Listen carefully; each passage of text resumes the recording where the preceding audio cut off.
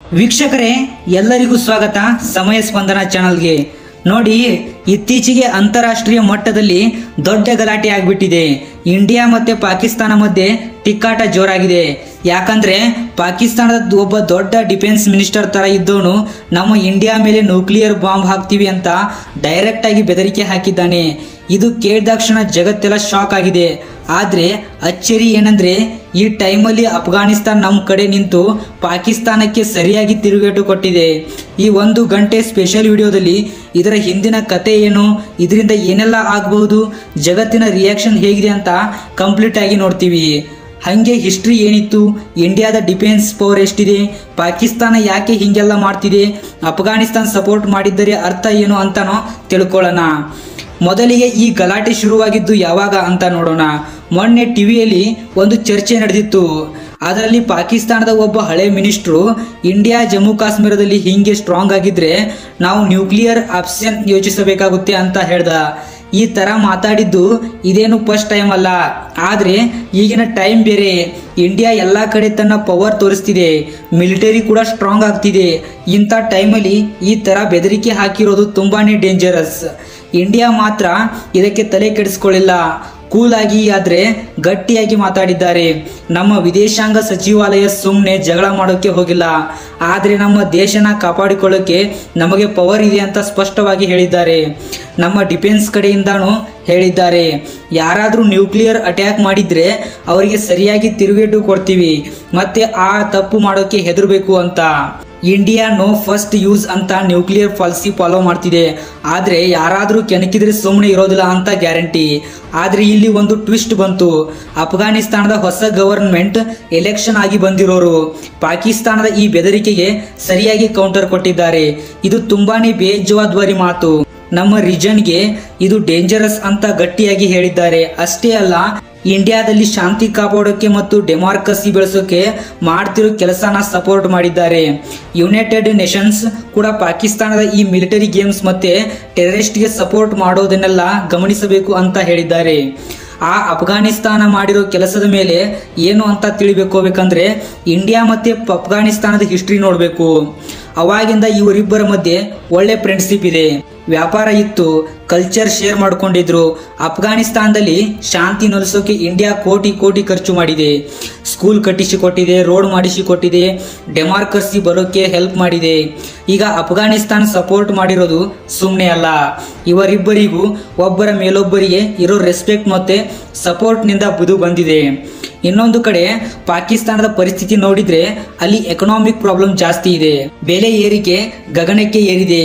IMF loan ಸಿಗೋದು doubt ಆಗಿದೆ, ಅವರ ರೂಪಾಯಿ ಬೆಲೆ ಪಾತಾಳಕ್ಕೆ ಹೋಗಿದೆ. ಮಿಲಿಟರಿ ಅವರ ರಾಜಕೀಯದಲ್ಲಿ ಜಾಸ್ತಿ ತಲೆ ಹಾಕ್ತಾ ಇದೆ. ಜನಗಳ ಗಮನ ಬೇರೆ ಕಡೆ ತಿರುಗಿಸೋಕೆ ಇಂಡಿಯಾ ವಿರುದ್ಧ ಮಾತಾಡೋದು ಪಾಕಿಸ್ತಾನಕ್ಕೆ ಹೊಸದಲ್ಲ ಅಂತ ಕೆಲವರು ಹೇಳ್ತಾರೆ. ಈ ನ್ಯೂಕ್ಲಿಯರ್ ಬೆದರಿಕೆಗೆ ಏನಿದ್ರು ಅವರ ದೇಶದಲ್ಲಿರೋ ಜನರಿಗೆ ಧೈರ್ಯ ತುಂಬೋಕೆ ಮಾಡಿರೋ ಡ್ರಾಮಾ ಇರಬಹುದು, ನಿಜವಾಗ್ಲೂ ಯುದ್ಧ ಮಾಡೋ ಪ್ಲಾನ್ ಇರ್ಲಿಕ್ಕಿಲ್ಲ. ಇನ್ನು ಬೇರೆ ದೇಶಗಳು ಏನಂದು ಅಂತ ನೋಡೋಣ. ಅಮೆರಿಕ, ಫ್ರಾನ್ಸ್, UK ಎಲ್ಲ ಪಾಕಿಸ್ತಾನದ ಈ ಬೇಜವಾಬ್ದಾರಿ ಮಾತುಗಳಿಗೆ ಗಟ್ಟಿಯಾಗಿ ವಿರೋಧ ವ್ಯಕ್ತಪಡಿಸಿದ್ದಾರೆ. ಯುನೈಟೆಡ್ ನೇಷನ್ಸ್ ಸೆಕ್ಯೂರಿಟಿ ಕೌನ್ಸಿಲ್ ಇನ್ನು ಎಮರ್ಜೆನ್ಸಿ ಮೀಟಿಂಗ್ ಕರೆದಿಲ್ಲ, ಆದ್ರೆ ಒಳಗೆ ಮಾತುಕತೆ ನಡೀತಿದೆ ಅಂತ ಸುದ್ದಿ ಇದೆ. ಚೀನಾ ಮಾತ್ರ ಸುಮ್ಮನೆ ಇದೆ, ಎರಡು ದೇಶದ ಜೊತೆನೂ ಒಳ್ಳೆ ಸಂಬಂಧ ಇಟ್ಕೋಬೇಕು ಅಂತ ನೋಡ್ತಿದೆ. ಆದ್ರೆ ಪಾಕಿಸ್ತಾನದ ಮಿಲಿಟರಿ ಲೀಡರ್ಗಳೇನಾದ್ರೂ ಹುಚ್ಚಾಟ ಮಾಡಿದ್ರೆ ಚೀನಾ ಕೂಡ ಹೆದರುತ್ತೆ ಅಂತ ಅನಾಲಿಸ್ಟ್ಗಳು ಹೇಳ್ತಾರೆ. ಡಿಫೆನ್ಸ್ ವಿಚಾರಕ್ಕೆ ಬಂದ್ರೆ ಇಂಡಿಯಾ ನ್ಯೂಕ್ಲಿಯರ್ ಟ್ರಯಾಡ್ ಹೊಂದಿದೆ, ಅಂದ್ರೆ ನೆಲದಿಂದ, ಸಮುದ್ರದಿಂದ ಮತ್ತು ಗಾಳಿಯಿಂದ ನ್ಯೂಕ್ಲಿಯರ್ ಬಾಂಬ್ ಹಾಕೋಕೆ ನಮ್ಮ ಹತ್ರ ವೆಪನ್ಸ್ ಇದೆ. ಯಾರಾದ್ರೂ ಫಸ್ಟ್ ಅಟ್ಯಾಕ್ ಮಾಡಿದ್ರೆ ಅವರಿಗೆ ಸರಿಯಾಗಿ ತಿರುಗೇಟು ಕೊಡೋಕೆ ನಾವು ರೆಡಿ ಇದ್ದೀವಿ. ಇಂಡಿಯಾ ಮೊನ್ನೆ ಆಗಿ ಈ ವೈಫೈ ಟೆಸ್ಟ್ ಮಾಡಿದ್ದು ಮತ್ತೆ ಸಬ್ ಮೆರಿನ್ಗಳನ್ನು ರೆಡಿ ಮಾಡಿರೋದು ಇದನ್ನೇ ತೋರಿಸುತ್ತೆ. ಪಾಕಿಸ್ತಾನ ಹತ್ರ ಸಣ್ಣ ನ್ಯೂಕ್ಲಿಯರ್ ವೆಪನ್ಸ್ ಇರಬಹುದು, ಆದ್ರೆ ಅದನ್ನ ಸರಿಯಾಗಿ ಕಂಟ್ರೋಲ್ ಮಾಡೋ ಸಿಸ್ಟಮ್ ಅವ್ರ ಹತ್ರ ಇಲ್ಲ. ಇದೇ ಮೇನ್ ಪ್ರಾಬ್ಲಮ್. ಪಾಕಿಸ್ತಾನ ಏನಾದ್ರೂ ಎಡವಟ್ಟು ಮಾಡಿದ್ರೆ ಇಡೀ ಜಗತ್ತಿಗೆ ಡೇಂಜರ್ ಆಗಬಹುದು.